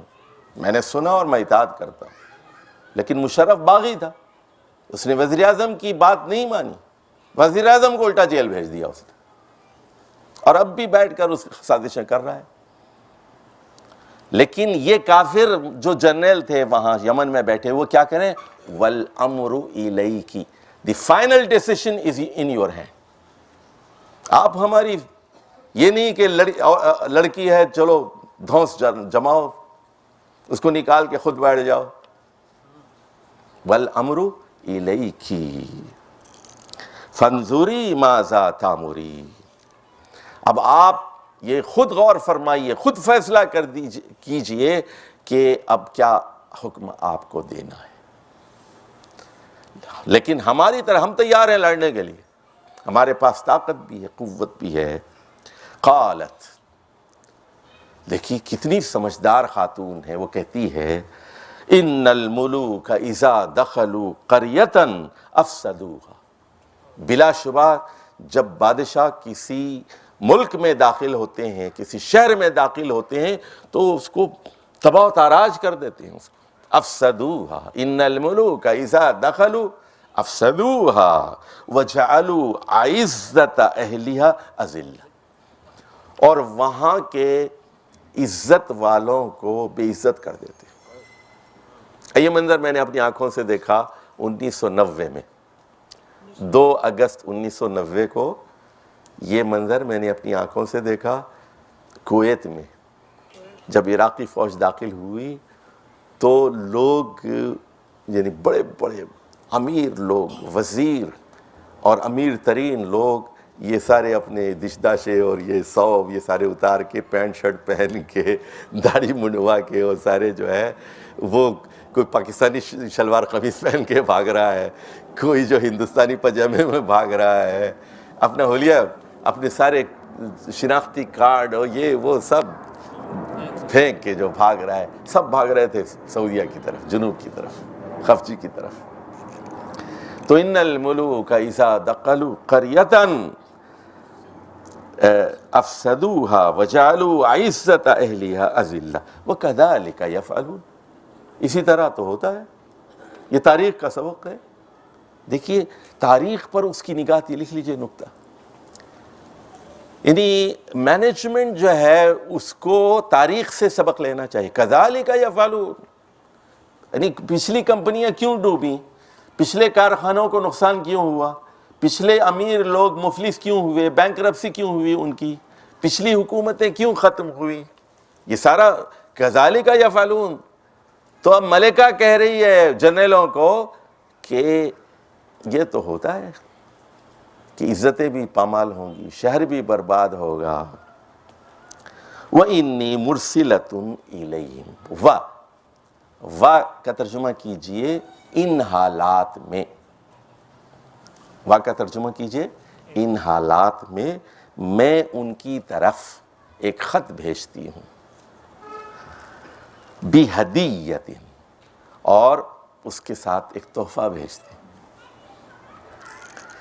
فَنَاظِرَةٌ بِمَا يَرْجِعُ الْمُرْسَلِينَ. اس کے بعد میں دیکھوں گی کہ میرے سفیر کیا جواب لے کر آتے ہیں. میرے سفیر جائیں گے, خط بھی لے کر جائیں گے اور بہت قیمتی تحائف اور ہدیہ بھی لے کر جائیں گے, اور دیکھتے ہیں کہ کیا جواب وہاں سے آتا ہے. تو یہ بھی کیا ہے, یہ لکھ لیجئے نکتہ یہ کہ مکالمہ اور ڈائلاگ یہ بہت ضروری ہے. سفارت کاری, اور کوئی ایک کمپنی سے دوسری کمپنی بات کر رہی ہے, حکومت سے بات کر رہے ہیں, یعنی گفتگو بند نہ ہو. ڈائلاگ جو ہے, چاہے وہ میاں بیوی کا معاملہ ہو, چاہے باپ بیٹے کا ہو, چاہے پڑوسیوں کا ہو, چاہے حکومت کا ہو, اداروں کا ہو, بات چیت کبھی بند نہیں ہونی چاہیے. بھیج دی. فَلَمَّا جَاءَ سُلَيْمَانَ قَالَ أَتُمِدُّونَنِي بِمَالٍ. اب دیکھیے سلیمان علیہ السلام, وہ ان کے سامنے اغراض و مقاصد بالکل سامنے ہیں. اب آپ اگر مینیجر ہوتے تو کیا کرتے؟ آپ کہتے اچھا ماشاءاللہ کتنے کچھ تحفہ, کتنے کا بھائی؟ یہ فون بھیجا ہے, 1,00,000 روپے کا فون ہے, یہ تو وہ یہ تو لیٹسٹ ماڈل ہے. اب آپ نرم پڑ جاتے ہیں اور آپ بھول جاتے ہیں کہ آپ کو کیا کرنا ہے. اور یہی لوگ کرتے ہیں نا کہ وہ کہتے ہیں کہ اچھا آپ کے کتنے بچے ہیں, کہتے ہیں اچھا کیا پڑھ رہے ہیں, تو کہہ رہے ہیں کہ اس نے انجینئرنگ کی ہے. وہ کہتے ہیں کہ آپ کو ہم داخلہ وہ فلاں جگہ کروا دیتے ہیں, آپ کو اسکالرشپ دلوا دیتے ہیں آپ کے بچے کو, آپ وہاں بھیج دیجیے. آپ دانہ ڈالتے ہیں نا, دانہ بہت کئی قسم کا دانہ ہوتا ہے. آپ تو اب یہ کہہ رہے ہیں اتمدوننی بمال, کہ تم مجھے مال سے خریدنا چاہتے ہو, مال سے ریچنا چاہتے ہو, مال سے مجھے رشوت دینا چاہتے ہو مجھے. بالکل. دیکھیے وہ آتونی مسلمین, میرے ٹارگٹ کیا ہے, میرے پاس مسلمان بن کر کے حاضر ہو جاؤ. اسلام چاہیے, اللہ کے بندے بن جاؤ, اللہ کے بندے بن جاؤ. ٹارگٹ بالکل صاف ہے. تو آپ لوگ بھی سنیے, آپ کے دماغوں میں بہت سارے بھوت ہیں کہ آپ ادھر ادھر بہت سارا وقت اور پیسہ اور صلاحیتیں اور توانائیاں ضائع کرتے ہیں. آپ کیوں؟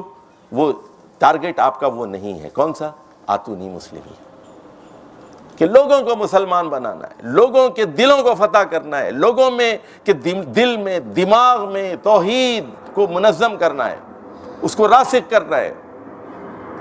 دیکھیے آپ کی طریقہ کار میں یہ بات لکھی ہوئی ہے کہ ہم لوگوں کے اذہان کو اور قلوب کو مسخر کریں گے دعوت کے ذریعے سے. اذہان و قلوب کو جیتیں گے. دعوت ہم اپنے عقیدے کو پھیلائیں گے. آپ کے دستور میں یہ بات لکھی ہوئی ہے, یہ ہمارا عقیدہ ہے اللہ کے بارے میں, اور اس عقیدے کو, اس طریقہ کار کو, اس نصب العین کو ہم ساری دنیا کے سامنے پہنچائیں گے.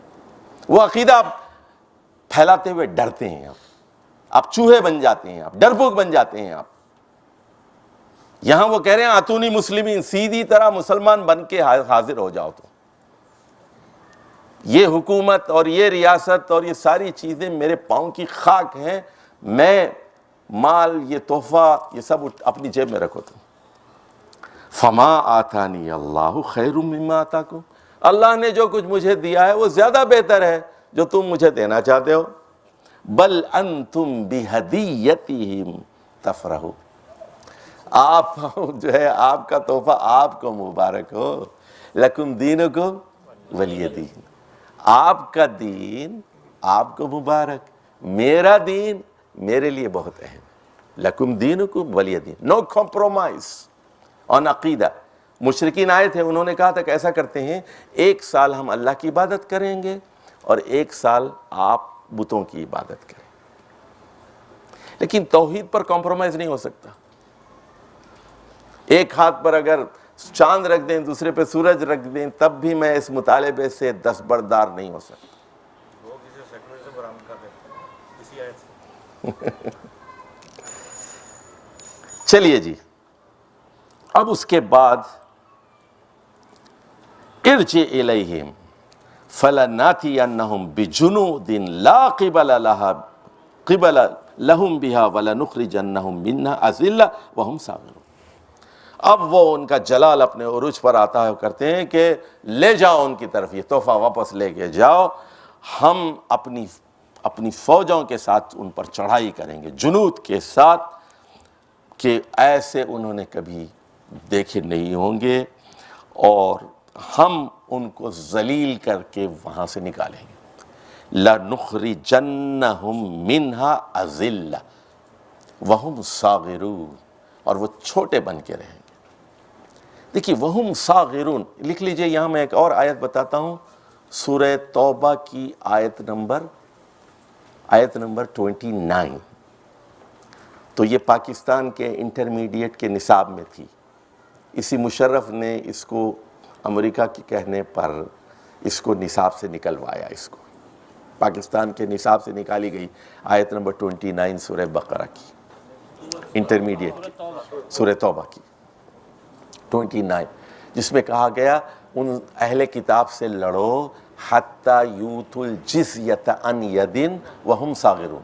لکھ لیجئے یہ، وہاں بھی صاغرون، میں تفسیر القرآن بالقرآن کر رہا ہوں، وہم صاغرون، وہ چھوٹے بن کر نہیں رہتے، ان جزیہ اپنے ہاتھ سے جزیہ دے کر چھوٹے بن کر نہیں رہتے۔ تو ظاہر ہے وہ کہتے ہیں کہ ہم چھوٹے بن کر کیسے رہیں، ہم جزیہ دیں ان کو، جزیہ تو ہم لے رہے ہیں آج کل، یہاں سے بھی جزیہ وصول کر رہے ہیں نا، وہ آپ بھی اس کا ویٹ کی صورت میں کچھ دے رہے ہیں، آپ نے بھی جزیہ دینا شروع کر دیا ہے نا۔ تو اب وہ دیکھیے بالکل وہ صاف بات کر رہے ہیں، قال یا ایھا الملأ ایکم یاتینی بعرشھا قبل ان یاتونی مسلمین۔ آپ کہہ رہے ہیں، دربار میں اعلان کر رہے ہیں ایکسپرٹ سے کہ تم میں سے ایکم کون ہے جو اس کا عرش، اس کا جو تخت ہے جس کے چرچے ہیں دنیا میں، بڑا عالی شان سونے چاندی اور جواہرات سے مرصع ہے، ان کے آنے سے پہلے یہاں حاضر کر دے، کون ہے؟ اب فری کمپٹیشن ہے، تو ایک نوٹ یہ لکھ لیجئے، یہاں لکھ لیجئے، ایکول اپورچونٹیز ہونی چاہیے،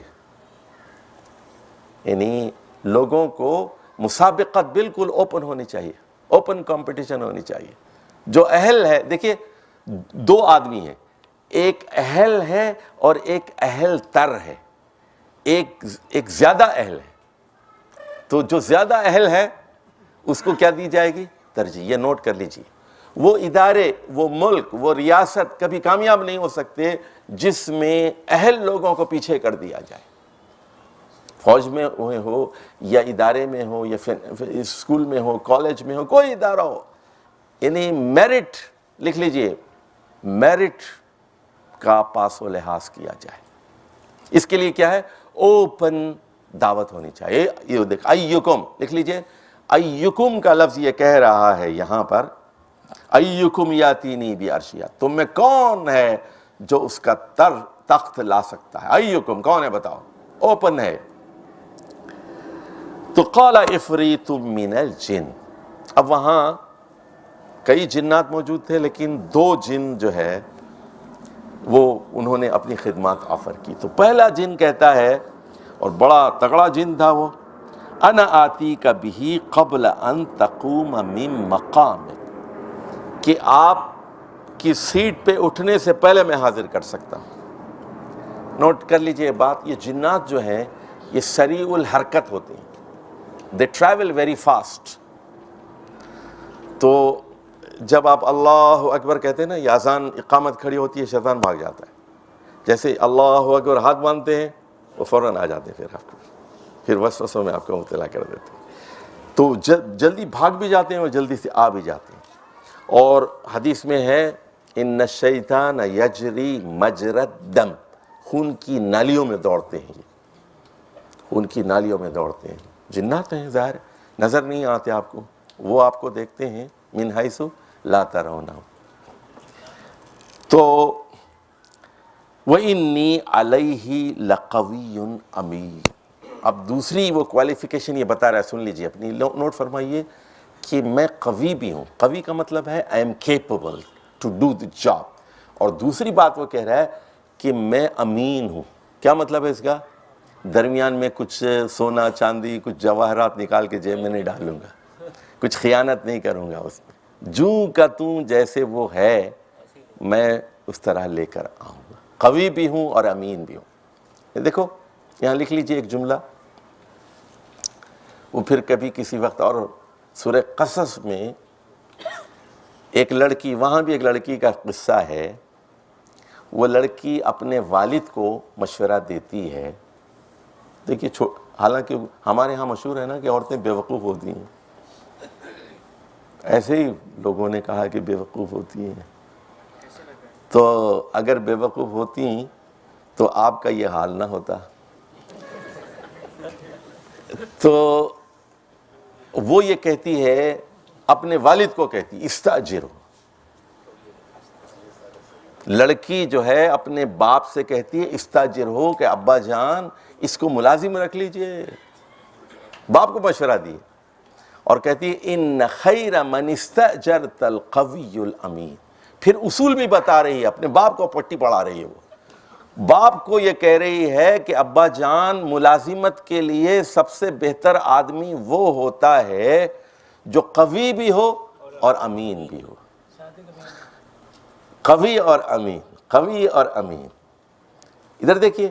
اور اب یہ کہہ رہی ہے کہ موسیٰ علیہ السلام میں یہ دونوں صفات موجود ہیں. لکھ لیجئے کاپی میں، موسیٰ علیہ السلام میں یہ دونوں صلاحیتیں موجود ہیں، قوی بھی ہیں اور امین بھی ہیں.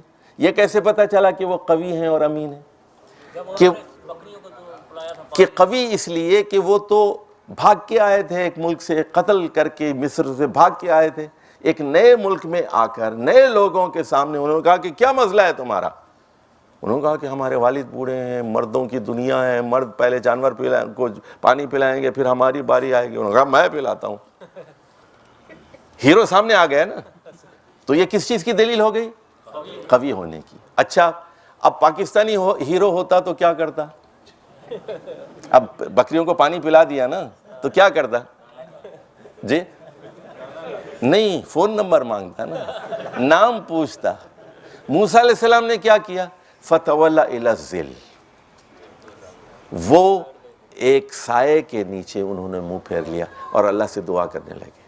ان خیر من. اس کے بعد وہ کہہ رہے ہیں کہ انی فقیر، کہ میں جو ہے محتاج ہوں. جو بھی خیر، میں بھاگ کے آیا ہوں، میرے کوئی مکان نہیں ہے، پیسے نہیں ہے میرے پاس، کوئی رشتہ دار نہیں ہے، کوئی ملازمت نہیں ہے، تو جو بھی خیر نازل ہو میں اس کا محتاج ہوں. تو دیکھا کہ یہ امین ہے، یہ خیانت کرنے والا آدمی نہیں ہے، یہ اللہ کی طرف متوجہ، قوی اور امین. تو یہاں یہ جن کے اندر بھی لکھ لیجئے جملہ، جن کے اندر اس نے بھی یہ کہہ رہا ہے کہ میں قوی اور امین ہوں. یعنی دو چیزیں ہوں گی. سنیے، آپ اپنے محکومے میں کس کو رکھیں گے؟ بدھو کو رکھیں گے، وہ 1600 کے 1000 کر دے گا، ڈبو دے گا نا کاروبار آپ کے. اس کی امانت کو لے کے کیا کریں گے؟ بڑا شریف ہے، بڑا دیندار ہے، نمازی ہے، لمبی داڑھی ہے، لے کے میں کیا کروں؟ اس کو مینیجر کے قابل نہیں ہے. وہ اس کی امانت کو لے کے میں کیا کروں؟ اگر وہ کوالیفائڈ نہیں ہے، ملک نہیں چلا سکتا، کمپنی نہیں چلا سکتا، میں لے کے کیا کروں اس کو؟ اس کی امانت جیب گھر میں رکھو، امانت تم اپنی.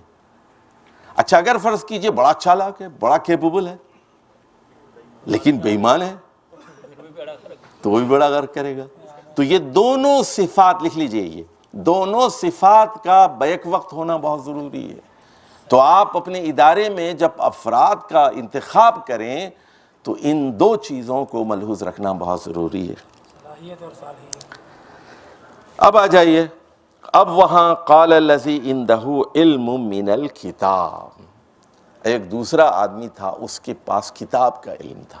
اب ہم نہیں جانتے کہ وہ کیا کتاب کا علم تھا، بہرحال اس کے پاس علم زیادہ تھا. تو علم والا تو دیکھیے جس کے پاس زیادہ علم ہوگا، لکھ لیجئے ایک نکتہ میں بتاتا ہوں آپ کو، علم اور قوت یہ ڈائریکٹلی پروپورشنل ہیں ایک دوسرے کے ساتھ. جس کے پاس زیادہ علم ہوگا اس کے پاس زیادہ قوت ہوگی، جس کے پاس کم علم ہوگا کم قوت ہوگی. لکھ لیجئے بات. اور اللہ کے پاس مکمل علم ہے اور مکمل قوت ہے. وہ علی کل شیء قدیر ہے اور بکل شیء علیم، یعنی علم اور قوت دونوں لازم و ملزوم ہیں. جتنا کم علم ہوگا اتنی کم قوت ہے. یہ بالکل بات یاد رکھ لیجئے. اب اس کے بعد فرمایا گیا کہ انا آتی کا بھی قبل ان یرتد الیک طرفک، کہ آپ اپنی پلک جھپکانے سے پہلے میں لا سکتا ہوں اس کو. آپ اس کی بات کرتے ہیں کہ سیٹ پہ اٹھنے سے پہلے لا سکتا ہوں، تو وہ دوسرا کہہ رہا ہے میں پلک جھپکنے سے پہلے لا سکتا ہوں میں اس کو. تو یہ جنات ہیں، سریع الحرکت ہے، تیز رفتار ہوتے ہیں بہت. یہ یہاں پہ یہ مقام کا ایک جگہ سے دوسرے مقام پہ جانا نہیں ہے کہ ان کو وہ سفر کرنا اتنا ٹائم دینا. بھائی جنات ہیں نا، بہت تیزی سے سفر کرتے ہیں. وہی تو میں بتا رہا ہوں آپ کو کہ سیکنڈز میں یہ طے کر لیتے ہیں. اللہ کی مخلوق ہے. نہیں وہ دونوں جنات ہیں، دونوں جنات ہیں. اچھا اس کے بعد وہ آ گیا، اب وہ چھوڑ دیا قصہ کہ وہ تخت پہنچ گیا. فَلَمَّا رَآهُ مُسْتَقِرًّا عِنْدَهُ قَالَ هَذَا مِنْ فَضْلِ رَبِّي. اب دیکھیں، اگر کوئی کامیابی نصیب ہوتی ہے تو آپ کامیابی کو اپنی ذات سے منسوب مت کیجئے بلکہ اللہ سے منسوب کیجئے. هَذَا مِنْ فَضْلِ رَبِّي. سمجھے، میرا اس میں کوئی کمال نہیں ہے، کمال اللہ کا کمال ہے. اور اس کے بعد وہ کہہ رہے ہیں، سنیے، لیبلونی.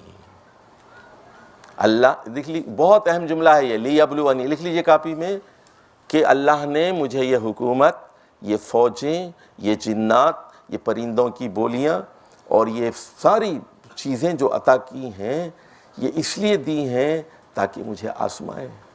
میں بھی ہوں امتحان میں، تو بھی ہے امتحان میں.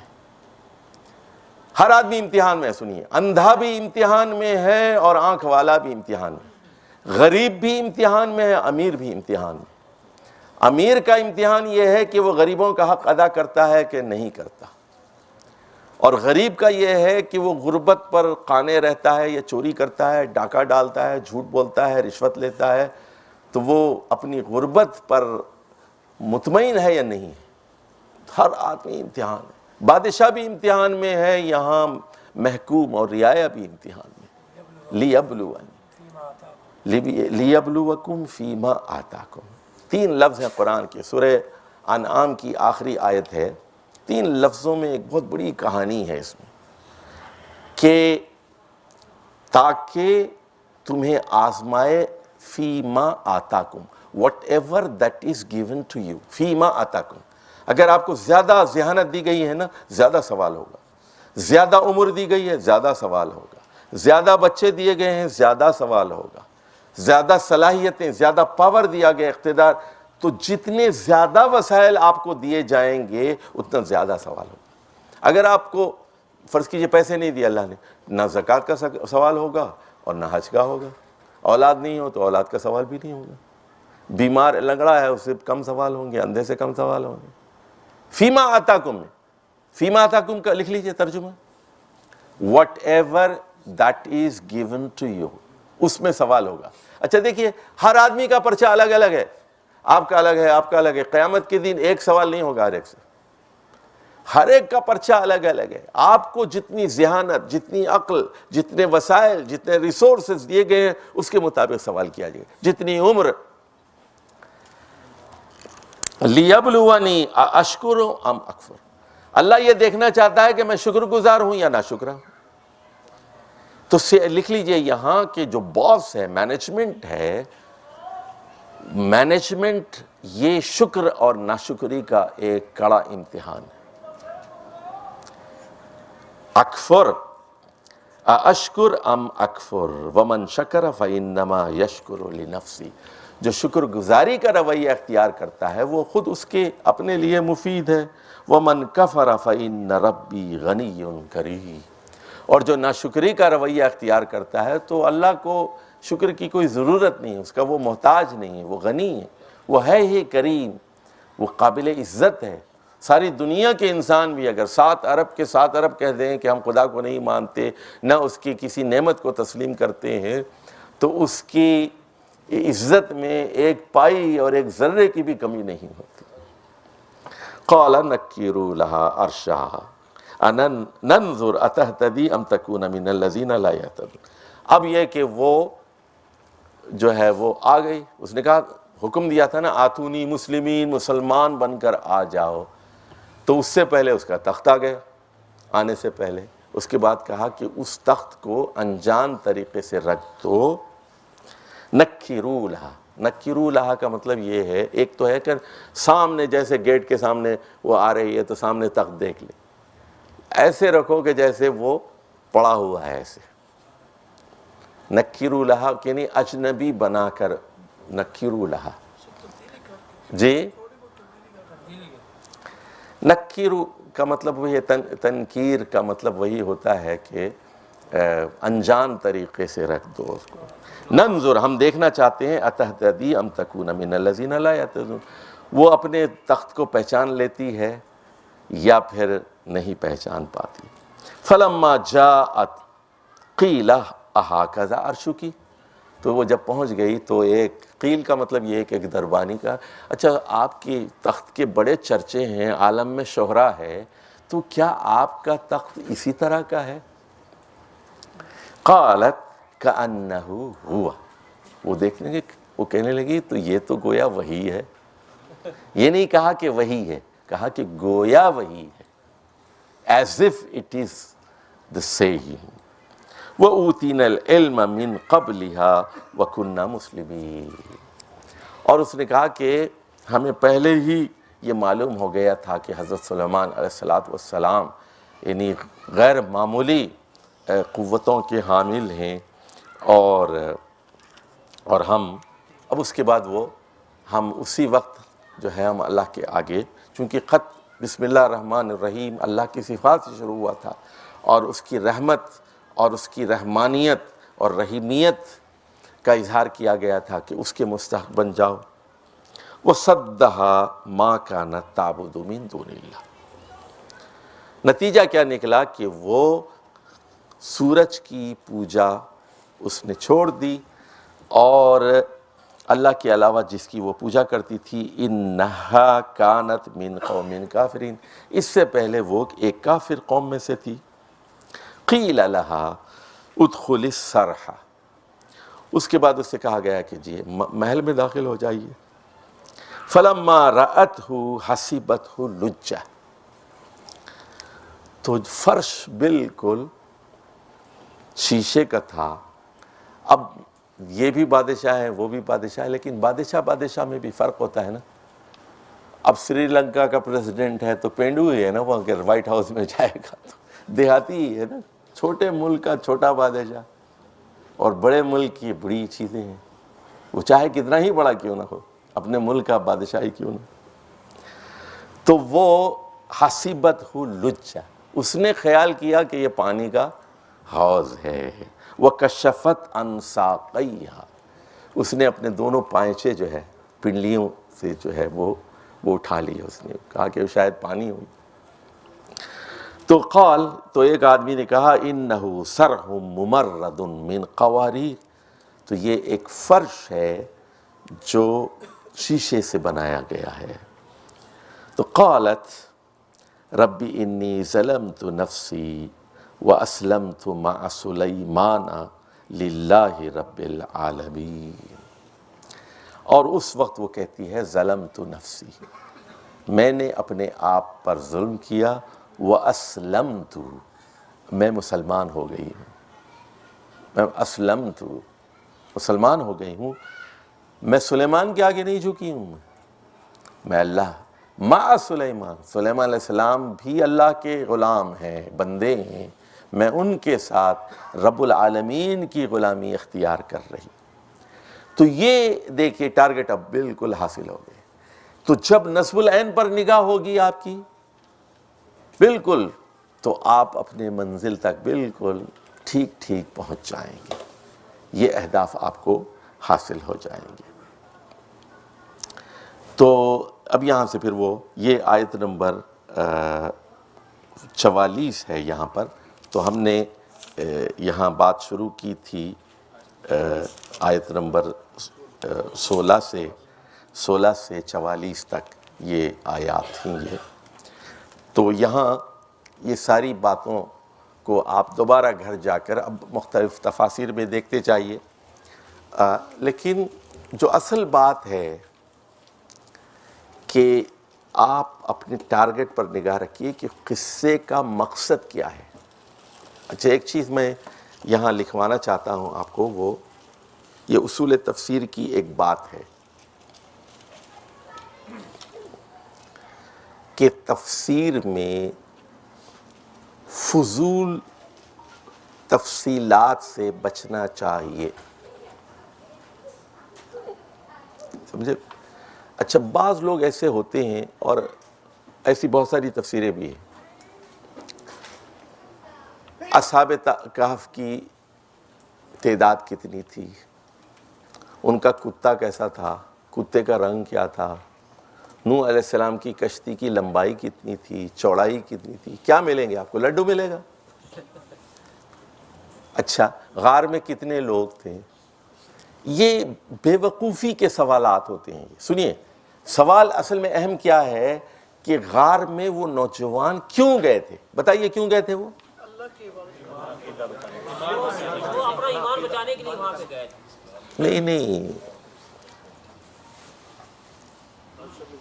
دیکھیے اچھا فرض کیجئے اگر وہ غار میں پناہ نہ لیتے تو کیا ہوتا؟ اچھا انہیں قتل کروا دیتا۔ تو وہاں آگے چل کر وہ مضمون ہے کہ ان کو سنسار کر دیا جاتا، ان کو پتھر سے مار کر ہلاک کر دیا جاتا ان کو، سمجھے؟ یا پھر ان کو اپنا مذہب تبدیل کرنا پڑتا ان کو۔ دو آپشنز تھے ان کے پاس، یا تو مذہب تبدیل کر لیتے، جو حکومت کا مذہب ہے وہ قبول کر لیتے، یا پھر ہجرت کیوں کی تھی انہوں نے، پہاڑ میں کیوں چھپے تھے؟ تو یعنی جان بچانے کے لیے، یا تو اس لیے وہ وہاں پہنچے تھے، اور بھی مقاصد۔ تو قصے کے مقصد پر غور کرنا چاہیے۔ نوح علیہ السلام کا مطالبہ قوم سے کیا تھا اور ان کے مخالفین کا موقف کیا تھا، اس پر نگاہ ہونی چاہیے کہ یہ دعوت کیا تھی، وہ کیا کہتے تھے، ان کا بیٹا کیا کہتا تھا، اس پر نگاہ ہونی چاہیے آپ کی۔ فضول تفصیلات میں کون سی لکڑی استعمال ہوئی تھی کشتی میں، کتنے دن لگے تھے، یہ ساری باتیں آپ سوال نہ کریں، آپ یہ کتنی لمبی تھی چوڑی تھی۔ تو یہاں بھی اصل چیز کیا ہے، قصے کا حاصل کلام کیا ہے؟ حاصل کلام یہ ہے کہ we should achieve our targets and our targets have to be very very clear۔ ادھر ادھر بھٹکیے نہیں، آپ توحید چھوڑ دیں گے نا، دعوت و تبلیغ کا کام چھوڑ دیں گے۔ اور میں یہ کہتا ہوں آپ سے، اگر آپ برا نہ مانیں، کہ اس تحریک کا اگر زوال ہوگا تو اس کا سبب آپ اور میں ہوں گے۔ صرف جب آپ کے اندر سے دعوتی مزاج ختم ہو جائے گا اور تبلیغی روح ختم ہو جائے گی، یہ تحریک پھر جم جائے گی، رک جائے گی، یہ قافلہ آگے نہیں پڑے گا۔ تو یہ اصل بات ہے، اس کو نوٹ فرمائیے۔ آپ کو پیدا ہی اس لیے کیا گیا ہے کہ آپ غیر مسلموں تک اس پیغام کو پہنچائیں، اپنے قلم کے ذریعے، اپنی تحریر کے ذریعے، اپنی گفتگو کے ذریعے، اپنے دلائل کے ذریعے۔ آپ تو اللہ کے سپاہی ہیں، آپ رسول اللہ صلی اللہ علیہ وسلم کے سفیر ہیں، آپ آخری رسول کے سفیر ہیں، ان کا پیغام آپ کو پہنچانا ہے۔ تو یہ ہے اصل بات جو اس پورے قصے سے آپ کے سامنے آتی ہے، اور اپنی صلاحیتوں کے مطابق اور اس میں جو تدبیریں بیان کی گئی ہیں ان ساری تدبیروں کو اختیار کرتے ہوئے اپنے نصب العین پر، اپنے ہدف پر، اپنے ٹارگٹ پر نگاہ رکھیے۔ اقول قولی ھذا واستغفر اللہ لی ولکم ولسائر المسلمین واستغفروہ انہ هو الغفور الرحیم۔